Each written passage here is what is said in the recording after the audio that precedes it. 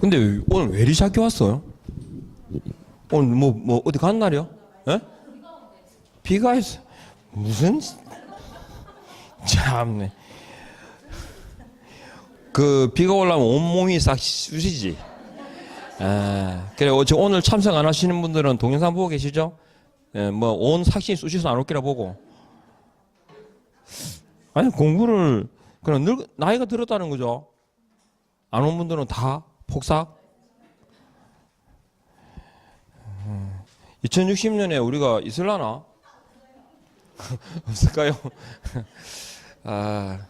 세대는 나중에 우리 그 2060년 되면 이 기억을 되살려봐. 그 수업 시간에 그때 2060년에 그 남아 있을까 이랬다고 그 세대기 이래가지고. 어느 순간에 이것도 그죠 기록이고 역사가 될 거 아니에요. 야 웃기겠는데. 하여튼 그때 뭐 정상적으로 되면 한 지나가는 시간을 돌아가면 보겠죠.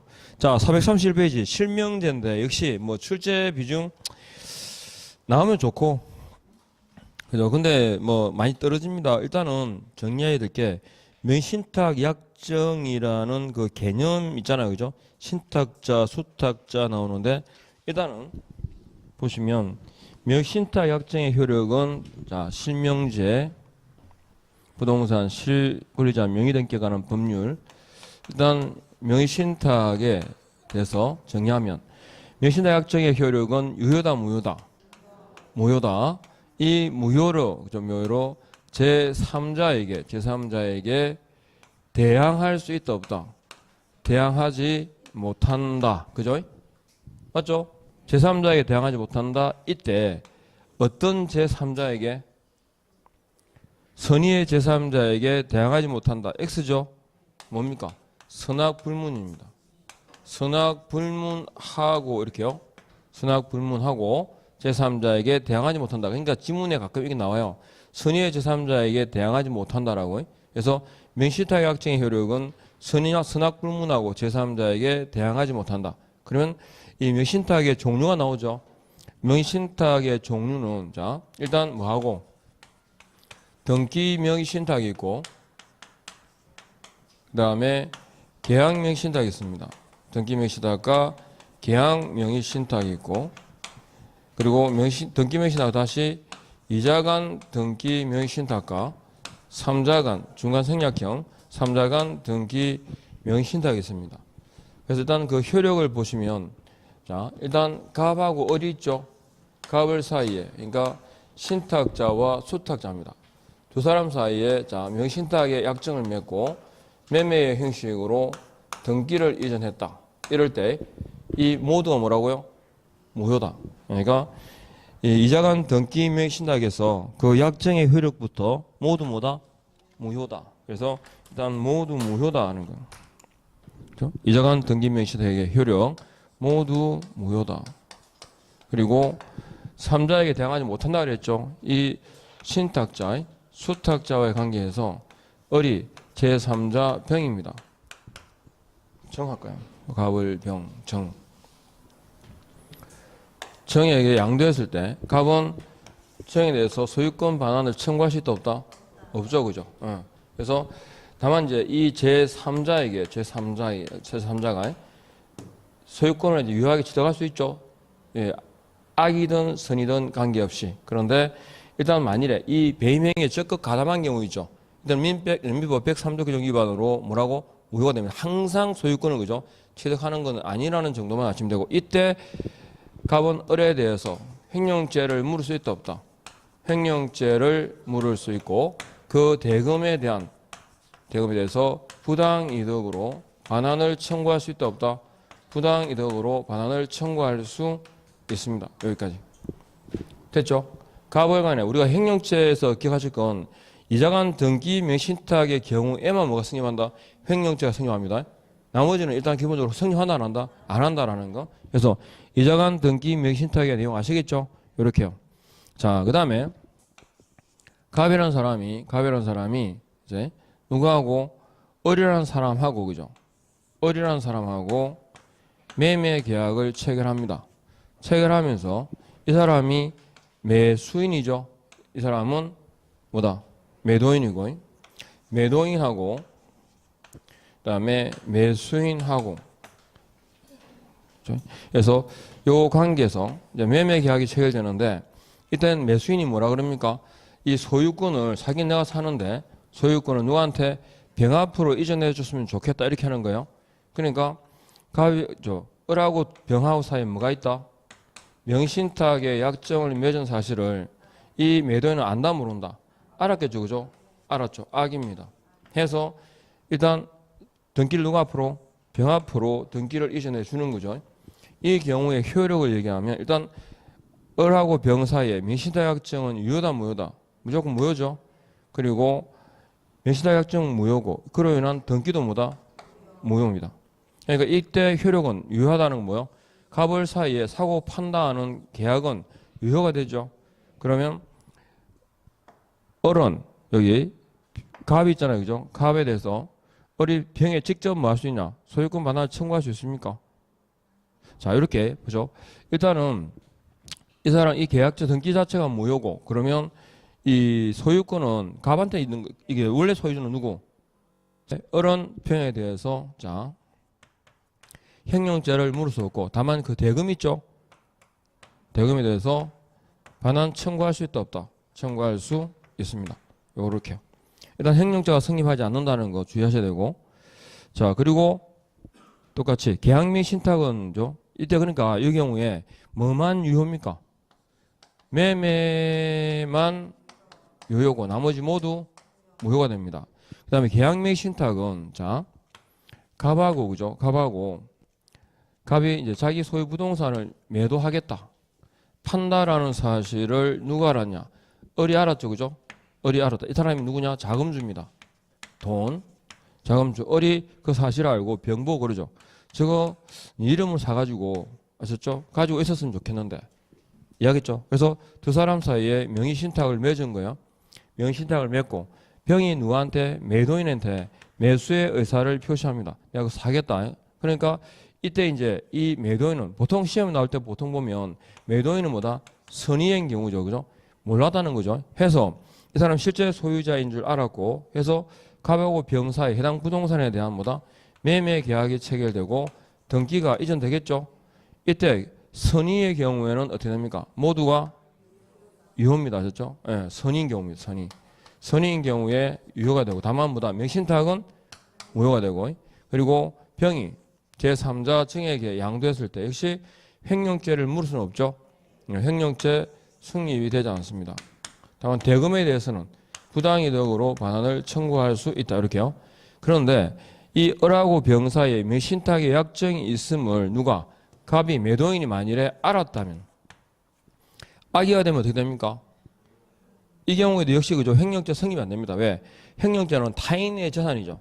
타인의 재산을 관리하는 자의 지위에 있는 자가 그 처분 등으로 인해서 재산상의 손해를 끼쳤을 때거든요. 그러니까 이때 병은 원래 이 소유권 누구 거죠? 그러면 악의가 되면 매매 등기 자체가 뭐다? 무효가 되어버리기 때문에 소유권은 누구한테? 예, 갑에게 기속합니다. 그러니까 을이 병의 뭐 직급한 게 아니에요. 을하고 병하고 사이에서 역시 횡령죄는 성립한다 안 한다? 안 한다는 거.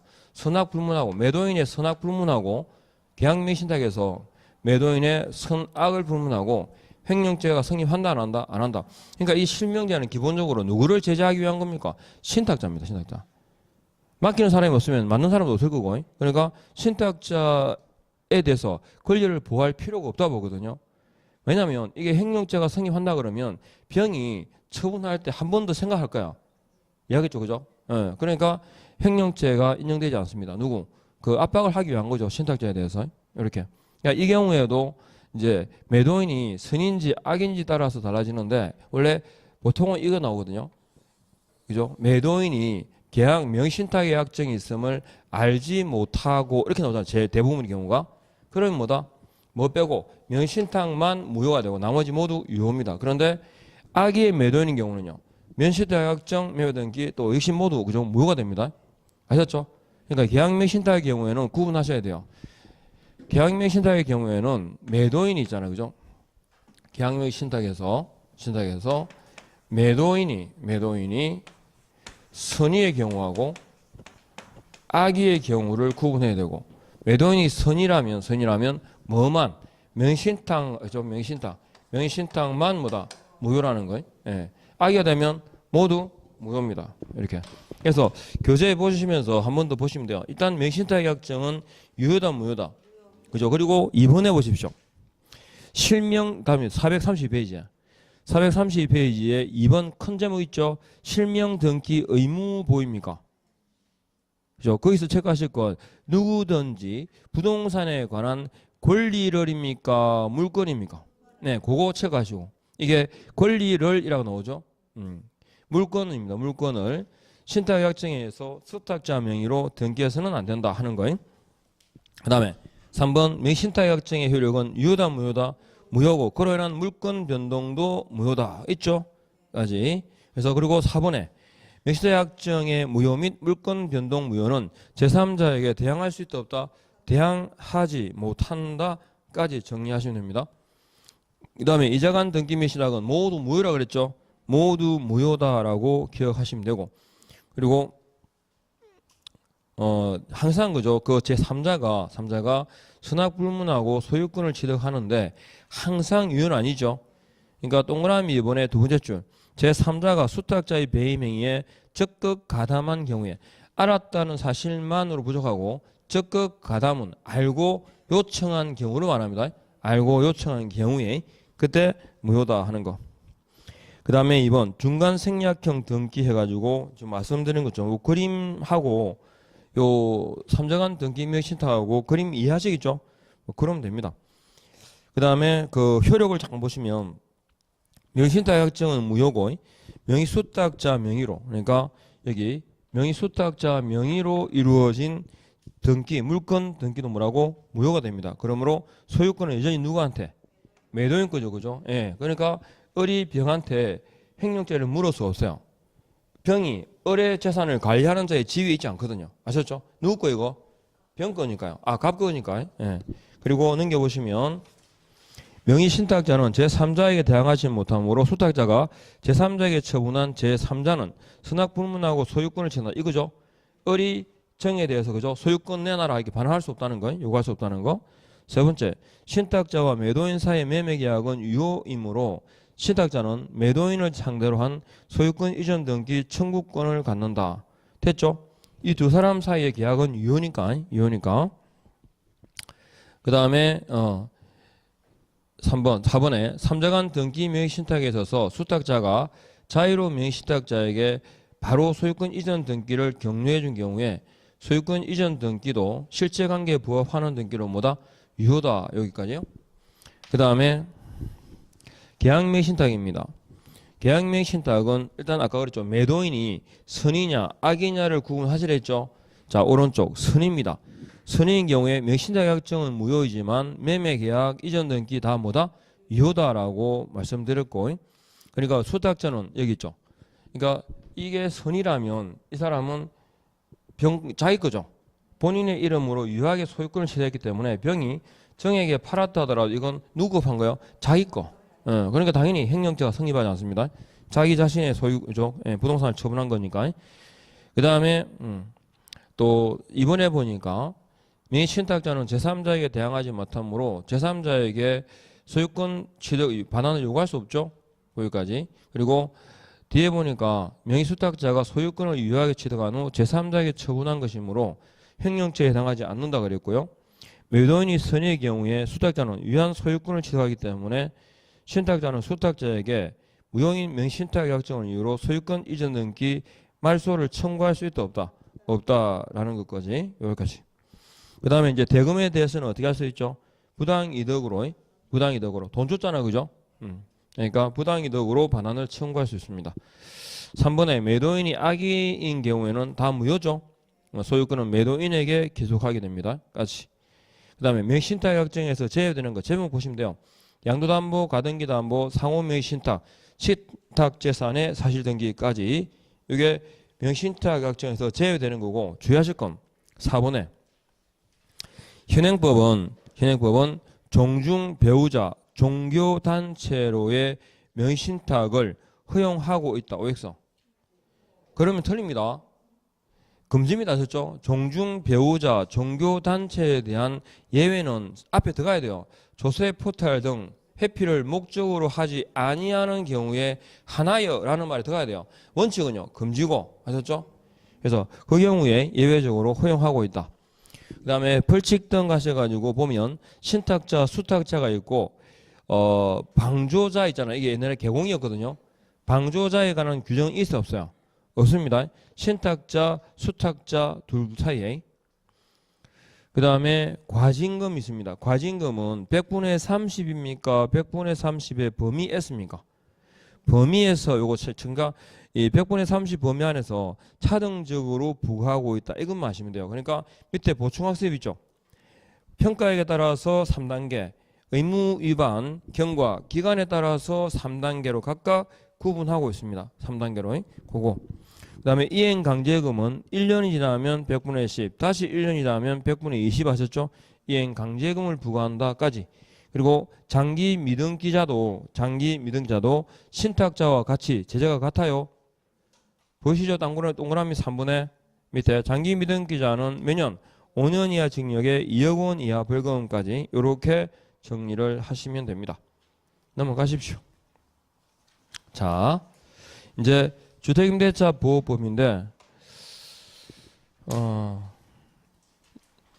민법 배우실 때 몇 번이나 들었어요?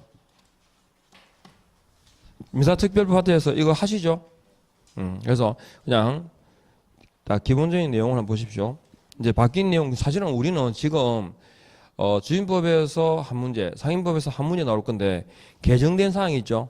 그것만 확실하게 체킹하시면 돼요.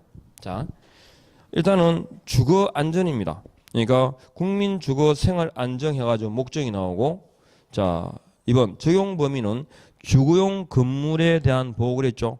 이 주거용이란 뭐다? 사실상 주거 용도입니다. 실제죠. 실제 용도가 주거 목적으로 사용되느냐지 공부상의 용도를 기준으로 하지 않습니다. 들었죠? 주거용이란 실제 주거 용도입니다. 실제 용도를 말합니다. 그리고 주거용 건물의 전부 또는 일부 임대차에 대해서 적용되는데 임차주택 일부가 주거 외 목적으로 사용되는 경우도 같다. 그러니까 주거용 건물이잖아요. 주거용이 그죠?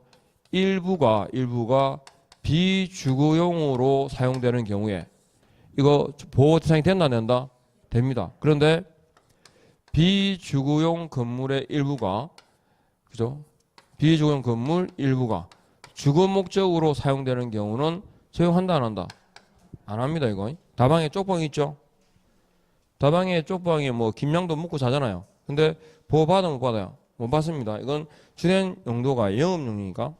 그래서 주거용도 했을 때, 그리고 2번 주거용 건물인지 여부는 공부상 용도가 아니라 뭐다? 실제 용도. 그리고 3번 미등기 건물, 무허가 건물 관계없이 뭐로 계약하면 예, 주거용으로 임대차 계약을 체결합니다. 그러니까 주거용도인지 아닌지 있잖아요. 그걸 언제를 기준으로? 임대차 계약 체결 당시 기준입니다. 아시죠? 임대차 계약 체결 당시 기준으로. 그 다음에 임차주택 일부가 주거 외 목적으로 사용해도 보호받을 수 있다라고 되어 있고 넘어갑니다. 그리고 임차인, 이거 원래 주택임대차보호법상의 적용 대상은 임차인, 자연인이죠. 자연인이라고 되어 있기 때문에 외국인도 포함될까 안 될까? 외국인 등록한 외국인도 그죠? 보호받을 수 있습니다. 다만 그럼 법인은 적용될까 안 될까요? 법인은 적용 대상이 아니죠. 다만 적용 대상이 되는 경우가 3개 있습니다. 거기에 보시면 지금 주임법상에서 취득할 수 없는데 1번 뭐 있죠? 토지공사, LH 그죠? 지방공사까지. 그 다음에 중소기업 기본법상의 기업 보입니까? 1번에 한국토지주택공사 LH 지방공사 보입니까? 첫 번째 줄에 토지주택공사 지방공사. 그리고 2번에 중소기업까지. 중소기업 기본법상 중소기업 몇 개 있다고 법인이? 3개 있습니다. 그거만 알면 돼요. 뭐 안에 뭐 세부적인 내용 필요 없고. 그 다음에 세 번째 외국인 등도 외국인 등록한 외국인도 보호받을 수 있다 없다? 보호받을 수 있습니다. 외국인 자연인이니까요. 그리고 2번 일시 사용의 경우에는 적용하지 않는다. 미등기 전세도 준용한다. 6번 강행 규정입니다. 이건 편면적 강행 규정이죠. 편면적, 그래 누구를 위한 거다? 임차인 보호가 주목적입니다. 그래서 임차인에게 불리한 계약은 유효다, 무효다? 무효. 그 다음에 오른쪽 대항력이 있습니다. 대항력이란 자 임차인 보호를 위한 제도 딱 그러면 임차인 보호를 위한 제도가 첫 번째 대항력이 있습니다. 그리고 두 번째가 우선 변제권이 있고요.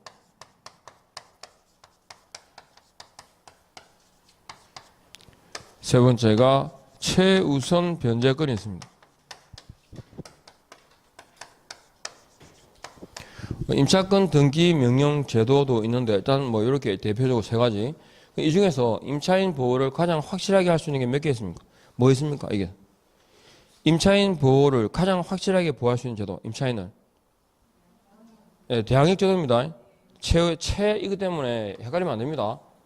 대항력이죠, 대항력. 그러면 대항력이란 대항요건을 갖추죠. 대항요건을 갖추면 대항요건 이퀄 뭡니까? 주택의 인도, 전입신고죠. 전입신고와 주택의 인도가 되면, 즉 점유를 시작하면 대항요건을 갖춘 걸 본다. 그러면 효력은 언제 발생하죠? 다음날 0시 그 효력이 발생한다. 그죠? 그러면 대항력이라는 게 뭡니까? 대항력은 해당 임대차 계약 기간 동안에 임차 보증금을 반환받을 때까지 해당 임차 주택의 인도를 거절할 수 있는 권리, 돈 줄 때까지는 못 나간다. 이게 대항력입니다. 근데 대항력은 우선권이 있어 없어요? 없어요. 그죠? 단지 돈 줄 때까지는 못 나간다는 거죠. 그런데 주의하실 건 경매 처분 시 선순위 담보권이죠. 선순위 담보권에 대항할 수 있다 없다? 대항하지 못한다. 요거. 그러니까 일단 대항력과 대항요건은 일반적 경우는 일치하죠. 전입신고하고 주택 인도를 하고 저 집에 그 집 살고 있으면 점유하고 있으면 일단 대항력은 인정됩니다. 아셨죠? 그러나 경매 처분 시는요. 선순위 담보권에 대항하지 못한다. 아셨죠? 전입신고와 주택의 인도를 하면 근데 이거 대항요건은 언제까지? 경매 시는요. 대항요건은 경매 개시 결정 등기 전에는 대항요건을 가셔야 됩니다. 즉 그 집이 경매 처분된다는 사실을 외부에 공시하는 게 뭐죠? 경매 개시 결정 등기입니다. 그러면 등기부상에 경매 개시 결정 등기가 됐다는 말은 이 집은 날라간다는 거죠. 지금 그걸 알면서 들어오면 보호받을 수 있어요? 없죠. 그러니까 최소한 그 전에는 그 집에 대항요건을 갖춰야 돼요. 언제까지 대항요건을 유지해야 돼? 배당요구 종기 시까지는요. 첫 매각기일 전에 법원이 정하는 날까지는 대항요건을 갖추고 있어야 합니다. 그러니까 이때만 그죠. 경매 개시 결정 등기 전에 대항요건을 갖추는 것을 촉구한 게 아니라 대항요건은 뭐라고? 유지해야 됩니다. 언제까지? 배당요구 종기 시까지. 그러니까 대항력은 경매 개시 결정 등기 전부터 해가지고 배당 요구 종기 시까지 하셨죠? 왜 대항요건은 유지해야 됩니다. 하셨죠? 이렇게요. 그래서 대항력다 그러면 요거.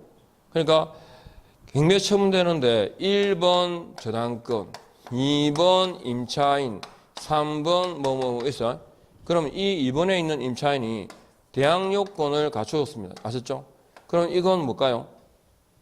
대항력 있는 임차인입니까? 대항요건을 갖춘 임차인입니까? 대항요건을 갖춘 임차인입니다. 아셨죠? 왜? 이 저당권보다 뒤에 있으니까 이거 이해권은 사라지죠, 같이. 예. 그래서 선순위 담보권에 대항하지 못한다까지 이렇게 대항력입니다. 자, 그래서 시정요건은 보니까 때라고 되어 있고 언제부터? 다음 날부터라고 되어 있습니다. 그다음에 발생 시기는 다음 날 0시죠. 내용 임차주택의 양수인은 임대인 지위를 승계한 것으로 본다. 넘어가고 임차인의 간접 점유에 의해서도 인정되죠. 그러니까 예를 들어서 아들이 대학을 가잖아, 그죠? 그러면 아버지 이름으로 임대차 계약을 체결하지 않습니까? 그럼 언제요? 그 아들 이름으로 전입신고가 되면 이야기했죠. 그 다음날 0시부터 대항력이 인정됩니다. 그러니까 간접 점유에 의한 경우도 인정된다는 거 마시면 돼요. 그 다음에 3번 주민등록입니다. 임대차의 공시방법 전입신고죠. 그러니까 대항력권은 자 1번 보십시오. 취득 시에만 구비하면 족한 것이 아니고 대항력을 유지하기 위하여 계속 존속하고 있어야 한다. 언제까지? 배당 요구 종기 시까지. 그리고 이번의 내용은 가족과 함께 일시 다른 곳으로 이전입니다. 인정한다 안 한다. 소멸입니다. 그러니까 임차인만 그죠. 다른 곳으로 이주하는 건 상관없죠. 그러니까 임차 이게 3번하고 2번하고 비교되는 겁니다. 가족이 주민등록은 그대로 둔 채 임차인만 일시적으로 다른 곳으로 옮기는 경우는 괜찮죠? 그 다음에 4번은 뭐 참고하시고 그 다음에 2번 다가구 다세대 이것도 자주 나옵니다. 다가구는 주택이죠. 다세대는 집합. 그러니까 자 보시면 다가구용의 경우에는 어디까지만 기재해도 집원까지만 기재해도 그죠? 대항력권이 인정됩니다. 다만 이번에 다세대는요. 동호수까지 적시해야만 대항력권을 인정한다라는 거. 그리고 3번 이 지문도 다가구용이 다세대 주택으로 변경되었다라는 사실만으로 취득한 대항력을 상실하게 되는 것은 아니다. 아셨죠? 용도 변경 따라서 변경 신고하면 주소 변경 신고하면 됩니다. 그 다음에 공무원 착오라고 나오는데 자 담당 공무원 착오로 보호받을 수 있을까 없을까요? 대항력이 인정됩니다. 그런데 3번하고 1번하고 3번 비교해봐요. 1번은 전입신고를 했는데 아셨죠? 했는데 공무원이 착오로 이기를 잘못한 거야. 주소를. 그런데 3번은요. 제대로 신고를 다 했는데 담당 공무원이 주소 표기가 잘못됐는데요 라고 정정을 요구했어요. 그래서 그걸 따라가지고 정정을 해서 잘못된 지번으로 수정해서 제출한 거야. 그게 등록돼 버렸죠. 이때는 누가 책임인데? 본인이 책임져야 돼요. 그러니까 전입신고 이후의 과정은 국가가 책임지고 전입신고 이전의 경우에는 비록 공무원이 요청이 있었다 하더라도 아셨죠? 누가? 그 본인이 책임져야 됩니다. 구분하겠죠? 예. 그리고 주민등록 직권 말소 뭐 참고로 보시고. 그 다음에 대항력의 내용은 그랬는데 대항력은 아까 뭐라 했죠? 대항력은 대항력은 기본적으로 임차주택 해당 기간 동안 혹은 말 때까지 보증금 반환받을 때까지 그죠? 거절할 수 있는 권리다. 그냥 이거 넘어가세요. 그리고 저당권과의 관계인데 일반적으로 그죠? 자 1번 있죠? 임차권은 선순위 저당권이 경매를 실행한 경우에는 뭐하고? 경락으로 소멸하며 그랬죠. 그리고 경매로 주택을 취득한 매수인에게 대항할 수 있다 없다? 대항할 수 없다. 여기까지. 근데 대항력 있는 임차인 그랬잖아요. 이건 뭐야? 선순위 임차인은 같은 말입니다.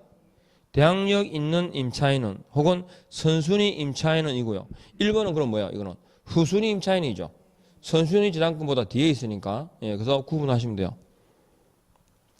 그 다음에 적법한 임대 권한이다 할 때 자 이 판례도 가끔 이제 나온 적이 있는데 자 이거 적법한 임대 권한 우리 임차인하고 임대인하고의 계약 체결할 때 임대인은 주택의 소유자만 얘기하는 건 아니죠.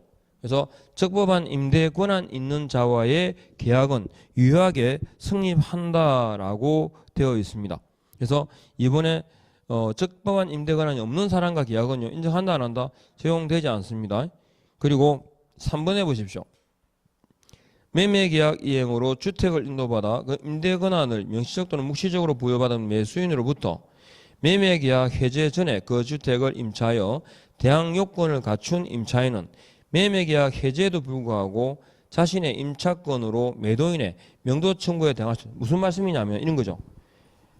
A하고 B하고 사이에 매매계약이 진행되고 있는 거죠. 이게. 그래서 계약금 주고 그죠.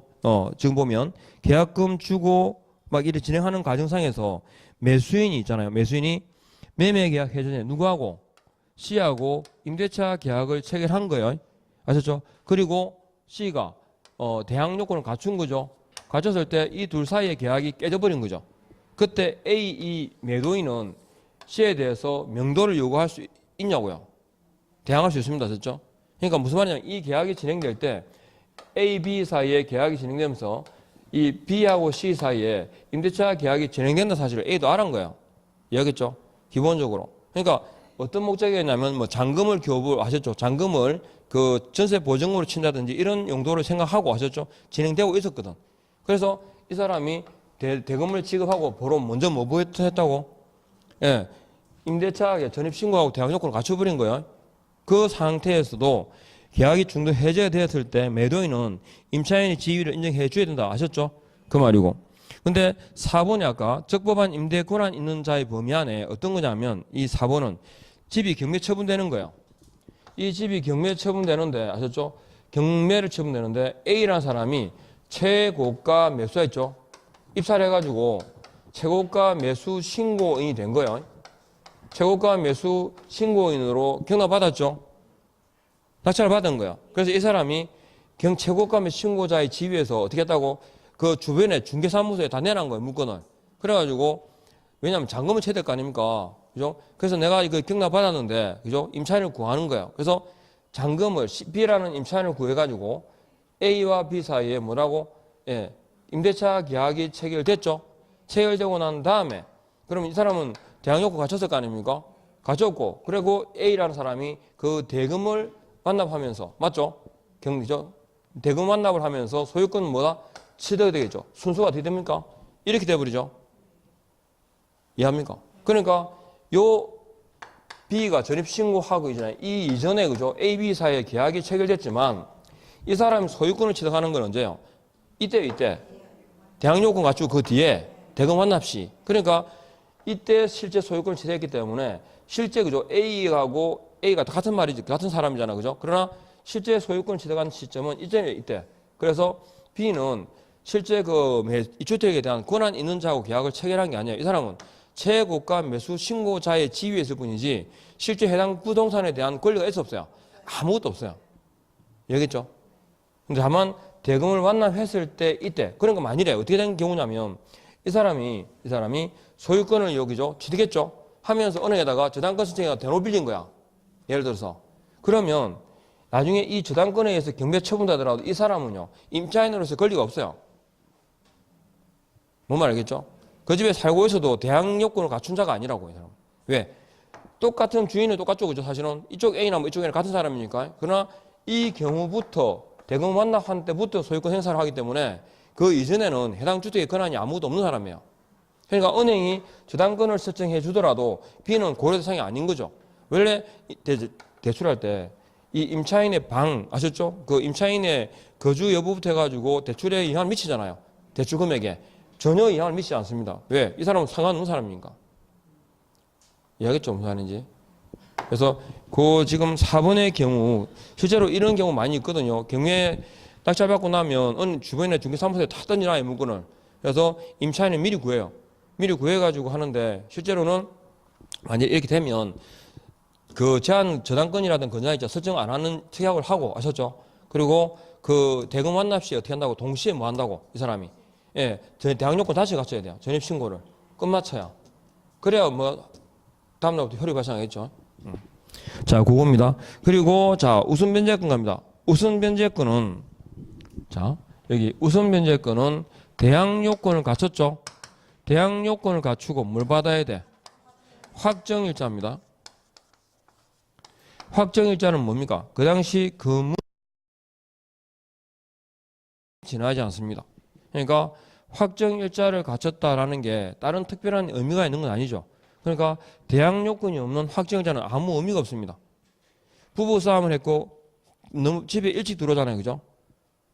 늦게 들어온 건 그나마 용서받아. 너무 일찍 들어온 거 있죠? 한 5시나 6시에 대해서 있죠? 그래 들어가면 어떻게 됩니까? 각서를 쓰죠. 다음에 한 번 더 늦으면 모든 재산을 당신에게 준다. 이래가지고 양도키로 해가지고 도장을 확 찍어가지고 각서를 받았죠. 그 각서는 확정일자 받아요? 확정일자 받을 수 있습니다. 세댁도 부부싸움 해가지고 각서 받아. 그래가지고 법원 등기소 가면 확정일자를 부여해줍니다.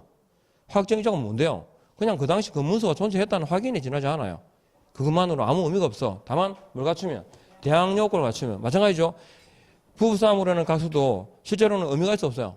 아무 의미 없어요. 대신에 언제 이제 발생하지 효력이?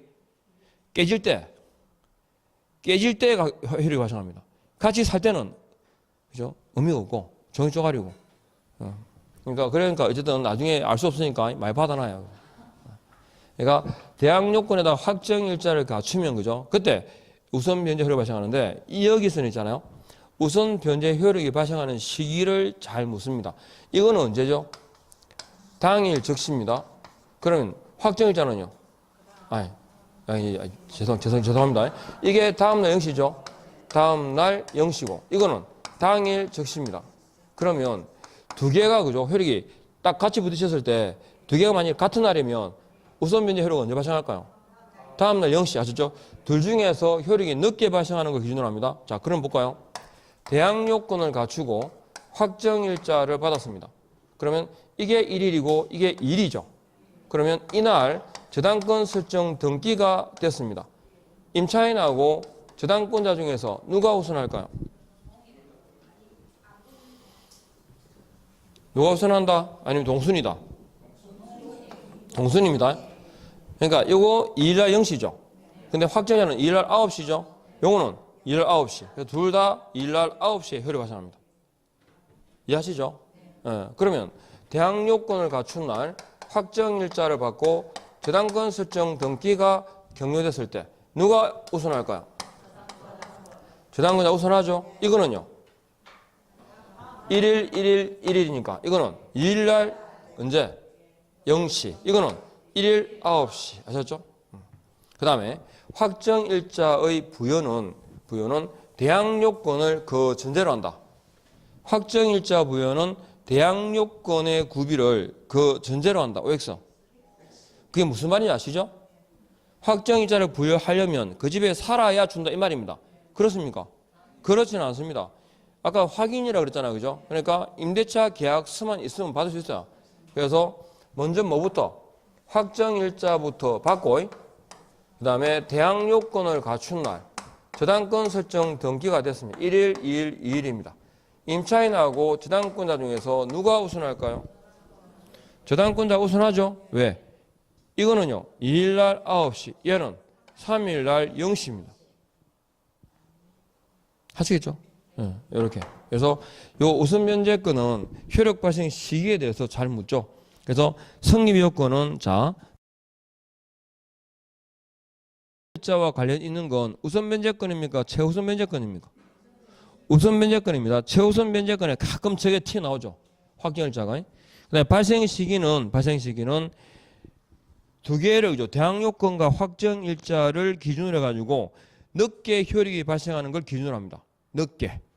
이해하겠죠? 늦게 효력이 발생하는 걸 기준으로. 세 번째, 경매되는 경우 있습니다. 임차권은 경매가 행해진 경우에 임차주택 경락에 따라 소멸한다. 다만 보증금이 모두 변제되지 아니한 대항력 있는 임차권은 그렇지 않다. 맞죠? 전액 변제받을 때까지입니다. 그 다음에 강제 경매 신청, 임차 보증금과 관련한 경매는 강제 경매입니까? 임의 경매입니까? 강제 경매입니다. 강제 경매는 집행권은 즉 판결문에 기해서 이루어지는 경매가 뭐라고? 강제 경매거든요. 그래서 강제 경매 해가지고 보시고.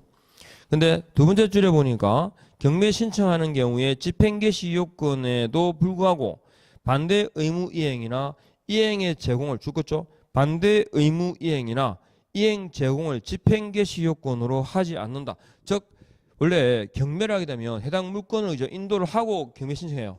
그러니까 이거는 동시 이행이 아닙니다. 해당 주택을 명도 인도하지 않아도 말 수 있다. 경매 신청이 가능합니다. 아셨죠? 그거 경매 신청할 수 있다라는 뜻이고, 그 다음에 2번 다만이죠. 경매 신청할 때는 집을 비워주지 않아도 되잖아요. 그런데 다음 페이지에 임차인은 임차주택을 양수인에게 인도하지 아니하면 우선 변제권 행사에 따른 보증금을 받을 수 없다. 그러니까 보증금을 받을 때는요. 명도 확인서를 제출해야 돼요. 임차주택 명도 확인서를 제출해야 그죠? 보증금을 수령할 수 있어요. 배당금으로. 그러니까 보증금 수령 시에는 뭐다? 해당 주택의 인도를 요합니다. 동시행입니다. 이것도. 자, 그러니까 여기 밑에 있죠. 보증금 반환 의무보다 선이행되어야 되는 게 아닙니다. 그죠? 동시이행입니다. 그 다음에 3번에 보니까 대항력과 우선 변제권을 모두 가지고 있는 임차인이 집행 권한을 얻어서 강제 경매를 신청했다면 집행 권한에 의한 게 돈 받을 권리가 있다는 걸 공적으로 증명하는 거죠. 그러니까 이런 경우에는 배당 요구를 하지 않아도 돼요. 이해하겠죠? 판결문에 기해서 그죠? 권리 행사를 하는 경우이기 때문에. 그다음에 우선 변제권 관련 판례가 있습니다. 이 정도. 이거는 뭐 한번 읽어보시는 걸로 족하고 너무 깊이는 안 들어갔으면 좋겠습니다. 대신 우선 변제권이라는 게 뭐보다 우선하는 거죠? 후순위 권리자, 기타 채권자보다는 우선하는 거죠. 그러니까 이렇게 돼봐요. 여기 대항력을 갖추고 이거 뭡니까 이거? 임차권이 우선 임차권이죠. 채권이죠. 따라서 대항요건에다가 확정일자를 가지면 이게 뭐가 되는 겁니까? 물건이 되는 겁니까? 물건적 효력입니까? 물건적 효력을 인정할 뿐입니다. 즉 물건에 뭐다? 순위를 부여할 뿐이지 이 자체가 물건이 되진 않죠. 그러니까 경매 신청권이라든가 전전세권 있어 없어요? 없어요. 이거는. 다만 물건적 효력 인정하기 때문에 경매 시에 후순위 권리보다는 앞서고 이건 물건적인 효력이니까 채권보다는 앞서는 거죠. 이해하겠죠? 그러니까 물건에 순위를 부여할 뿐이지 그 자체가 물건이 되는 건 아닙니다. 뭐 그 정도. 자, 그래서 우선 변제권이라 할 때 우선 변제라는 개념을 좀 정리를 해 두셨으면 좋겠고요. 그 다음에 넘어가십시오. 다른 거 접어두고 4번에 보십시오. 4번에 오른쪽에 그 1번 그 지문도 판례상에서 가끔 나와요. 그러니까 어떤 거냐면 이런 임차인이 있거든요. 임대차 계약을 체결하는데 동시에 있잖아요. 전세권 설정도 해주세요. 이렇게 하는 것이 전세권. 뭔 말이겠죠? 해당 주택에 대해서 자 해당 주택에 들어갔어. 그래서 확정일자가 받았잖아요. 그죠? 전입신고하고. 그랬는데도 뭐가고 불안하다고 전세권 해주세요. 이렇게 전세권 설정 등기가 해주세요라고 요구를 해요. 실제로는 전세권이 유리합니까? 우선 변제권이 유리합니까? 사실 그 사실은 그 경매 처분되면 별 내용 없어요. 차이가 순위는 똑같기 때문에. 문제는 임차인 이 주택임대차 보호법은 누구를 위한 법이에요? 예, 임차인을 위한 법이에요. 임차인 조우라고 만드는 거예요. 전세권은 어디에 대해서만 권리를 행사해? 건물에 대해서만 행사해요. 이거는요. 대지가 포함해요. 무슨 말이겠죠? 전세 건물에 대해서 임차 쪽에 전세권을 설정해서 만약 대항 요건을 안 갖췄잖아요. 그죠? 이런 경우는 주로 언제 이루어지냐면 임차인이 있잖아요. 대항 요건을 갖추게 되면 우리가 그 업무용 오피스텔 있고 주거용 오피스텔 있죠. 그런 경우에 주거용도 되면 1가구죠. 2주택 되고 막 세금 내잖아요. 그런 것 때문에 임대인이 그 전입신고를 안 해주려고 그래요. 그런 경우는 뭐 해? 그냥 전세권 설정하는 게야. 전세권 설정해가지고 우선권을 주는 거죠. 그러면 결국은 대항요건 갖추고 전입신고한 거하고 사실은 똑같잖아요. 우선변제권을 갖추니까. 그렇게 해가지고 인정을 해서 세금 뭐 이런 걸 면제받아요. 근데 이제 그게 이 우선 변제권을 갖추면 그러니까 여기 어떤 거냐면 전세권 설정을 했는데 전세권 설정 등기도 하고 대항요건 갖춘 거야. 그런데 이 사람이 대항요건을 상실하게 되면 전세권이 인정된다. 아셨죠? 전세권은 인정되지만 기존의 주인법상의 이 우선 변제권이 있을 수 없어요. 같이 사라진다는 거죠. 그 얘기하고 있는 겁니다. 그러니까 전세권을 보호받는 데서 대항력이 그죠? 유지되는 건 아니라는 거예요. 그래서 1번 이 판례도 뭐 지문에 가끔 나오니까 참고하시면 되겠습니다. 그 다음에 4번 이거 금융기관의 우선 변제권 승계가 나오는데 금융기관 등이 보증금 반환 채권을 계약으로 양수한 경우에 양수 금액의 범위에서 우선 변제권을 승계한다. 아셨죠? 그러나 주의하실 건 요겁니다. 맨 3번에 금융기관 등은 우선 변제권을 행사하기 위하여 임차인을 대리하거나 대위하여 임대차를 해지할 수 있다. 임대차 계약 해지는 임차인에 의해서만 이루어집니다. 그 다음에 확정일자 부여 및 임대차 정보 제공 등 가보십시오. 자, 확정일자 부여 기간은 원래 이 확정일자 부여 업무는 그 법원 업무입니다. 아셨죠? 그걸 누구한테? 예, 읍면동사무소에다 위임을 한 거예요. 그래서 읍면동사무소 주민자치센터에서 그리고 어디서 공정사무소 그리고 법원 등기소 등에서 확정일자를 부여합니다. 넘겨보십시오. 확정일자 부여해가지고 2번 임대차 정보 제공 있죠. 자, 주어를 잡으세요. 주택의 임대차에 이해관계 있는 자는 컷 이렇게요. 주택의 임대차에 이해관계 있는 자 돼 있죠.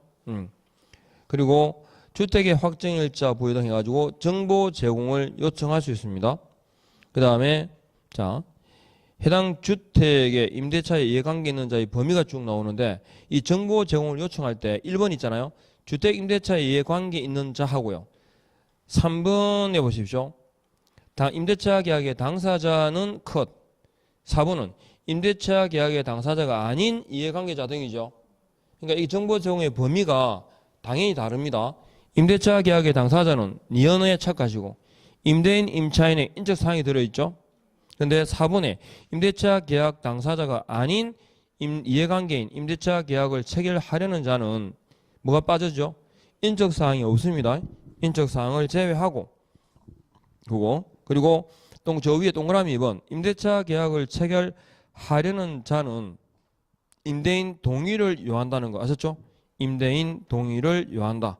요거 다 기억해 두시고 그 다음에 오른쪽 넘어가십시오. 소액 임차인의 최우선 변제권입니다. 그러니까 최우선 변제권은 순위를 무시하는 거죠.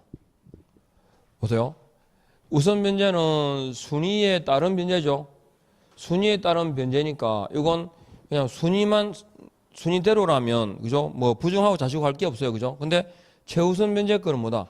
순위를 무시하고 최우선 먼저 보호해 주겠다는 거거든요. 어떻게?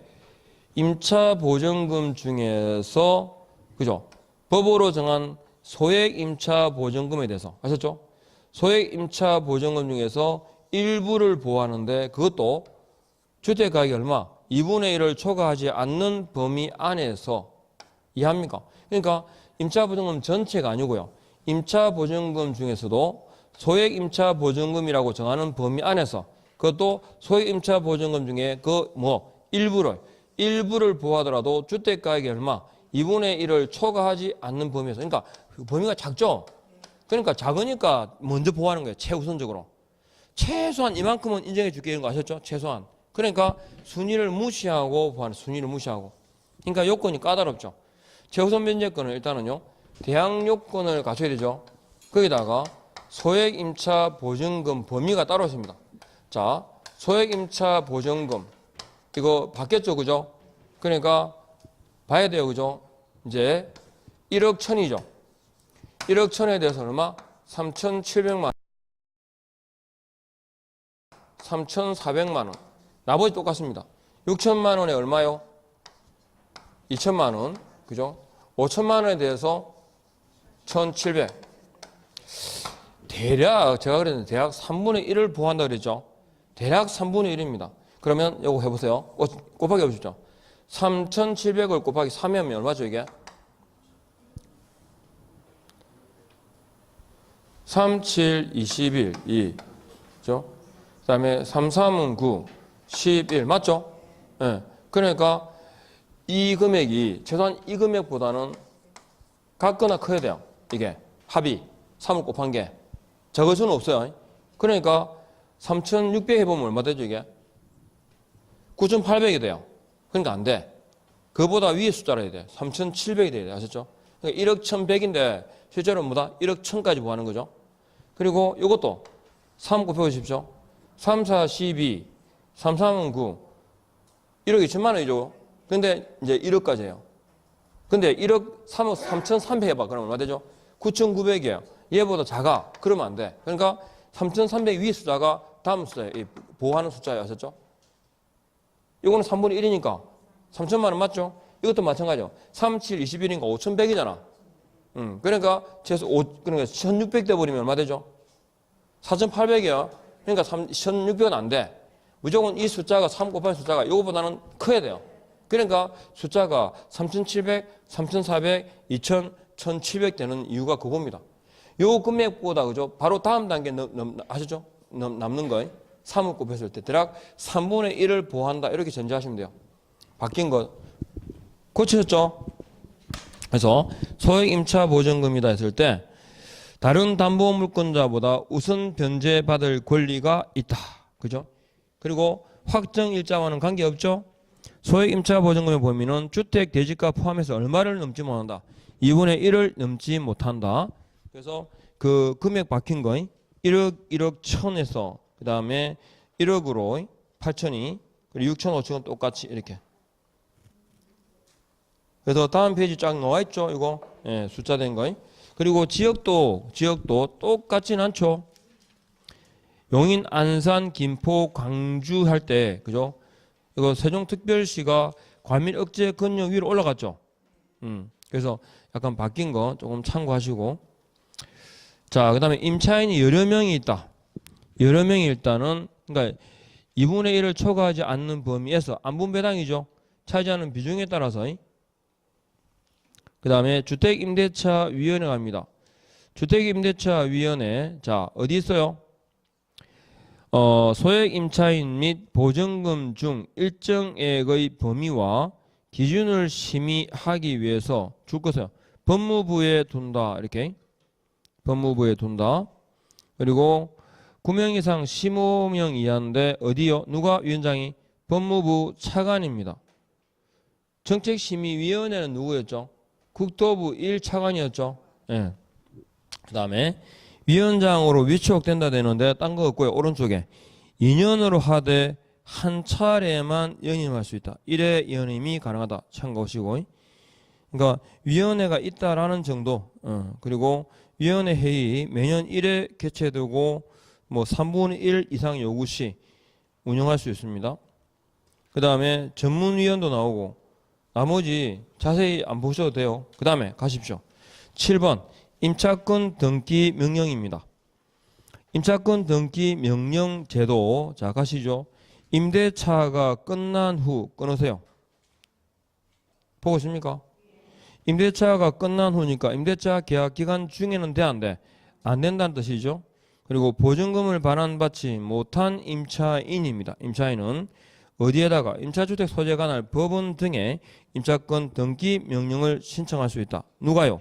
임차인 단독으로 가능합니다. 그죠? 그래서 임차인 단독으로 그래서 1번에 임차권 등기 명령 집행에 따른 임차권 등기를 마치면 뭐가 발생하죠?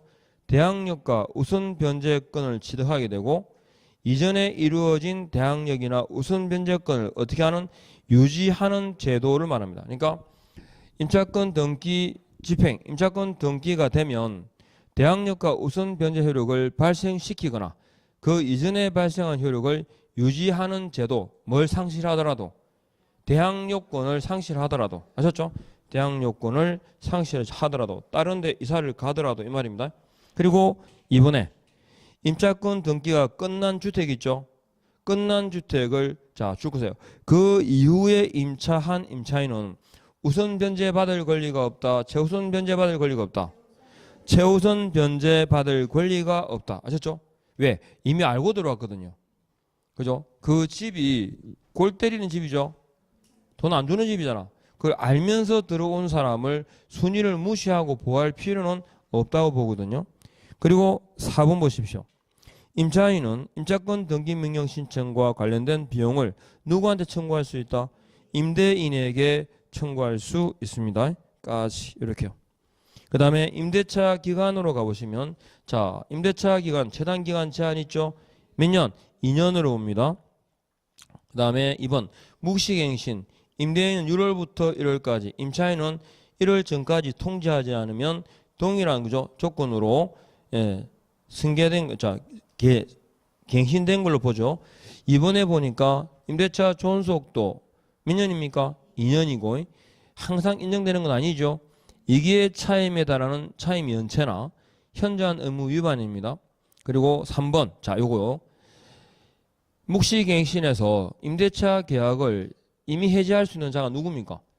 임차인입니다. 임차인은 언제든지 임대인에게 계약 해지를 통지할 수 있다. 딱 체크하시고 그리고 그 효력은 적시가 아니죠. 왜냐하면 임대인도 돈을 준비할 시간이 필요하니까 3월이 지나면 효력이 발생합니다. 그 다음에 차임 정감 청구권 그랬을 때 우리가 정감 청구가 아니죠. 증액입니다. 감액은 임차인에게 유리한 거니까 제한을 둘 필요가 없죠. 정액의 제한입니다. 몇 분의 몇? 20분의 1입니다. 20분의 1. 그 다음에 보증금의 월 차임 전환 나옵니다. 전환. 연 1할 또는 그죠? 하는 기준금리의 3.5%를 자 곱한 거 더한 거 줄 거세요. 더한 비율이에요. 지금 하는 기준금리가 1.75입니까? 1.75죠? 제 기억이 1.75인데 맞죠? 예, 1.75에다가 3.5를 더한 겁니다. 3.5를 더한 거. 그러니까 연 1할 10%하고 중에서 그죠? 높은 거 낮은 거. 낮은 비율입니다. 그죠? 낮은 비율을 곱한 월 차임의 범위를 초과할 수 없다. 넘어가시고. 그 다음에 초과 차임 등의 반환 청구가 있고요. 자, 4번 갑니다. 임차권 승계. 1번에 임차인이 상속권자 없이 사망한 경우에 누구한테요? 사실상 혼인관계에 있는 자는 임차인의 권리와 의무를 승계한다. 그러니까 이건 이제 특별법이기 때문에 주임법이기 때문에 그죠? 가능한 거죠. 사실혼 관계에 있는 자도 임차인으로서의 지위를 승계한다라는 거. 다만 3번 임차인 사망 후 몇 월? 1월 이내에 그죠? 반대 의사를 표시하면 승계하지 않습니다. 그 다음에 9번 주택임대차 분쟁조정위원회인데 자 두 번째 줄 거죠? 대한법률구조공단 지부에 둔답니다. 대한법률구조공단 지부에 둔다. 시도에 둘 수 있다. 이해됩니까? 예. 그리고 공단 지부는 서울, 대전, 대구, 부산 찍고 맞죠? 거기다가 수원하고 강주만 넣으면 됩니다. 서울, 대전, 대구, 부산 찍고. 자, 그 다음에 심의 및 조정사항 나오는데 차임 보증금 증감, 임대차 기간 분쟁, 임차주택 관한 분쟁, 임차주택 유지 수선 등등등 이렇게 지금 그 밑에 기억 니은 있죠? 요거요. 임대차 계약 이행 및 임대차 계약 내용의 해석에 관한 분쟁, 임대차 갱신 및 종료에 관한 분쟁 있잖아요. 기억 니은. 요 기억 니은 해가지고 같이 좀 기억해 두시고. 그러니까 해석이나 갱신 종료에 관한 분쟁도 심의 조정 사항에 들어갑니다. 이건 이제 왜 지금 언급드리냐면 상가 건물 임대차 있잖아요. 상가 건물 임대차 분쟁 조정위원회가 신설됐거든 이번에. 그죠? 그러니까 그 부분도 따로 정리를 하고 계셔야 돼요. 일단은. 그래서 비교하여서 보기 위해서 그 기억 니은 정도 눈에 한번 이런 것도 있구나라는 거. 그 다음에 조정위원회 구성 및 운영이 나오는데 일단은 5명에서 30명 이하의 위원으로 이루어져 있고 그 다음에 동그라미 3번에 가보니까 뭐 여기까지 사실은 진짜 눈으로 거쳐 지나가요. 5분의 2 이상 있죠. 5분의 2 이상이 누구냐면 판검사요. 율사. 우리가 보통 줄여서 율사 출신 그러는데 판사, 검사, 변호사 있죠. 그 경력이 몇 년 이상일 때 3년 이상인 자가 5분의 2 이상을 차지합니다. 그렇죠? 5분의 2 이상. 넘어가시고. 그 다음에 또 체크할 게 3번에 임기 나옵니다. 조정위원회 임기는 몇 년요? 이게 다 우리가 지금 보신 위원들은 다 몇 년이었죠? 2년이었잖아. 그죠? 이것만 3년이에요. 3년이고. 그리고 쭉 내려가세요. 보지 말고.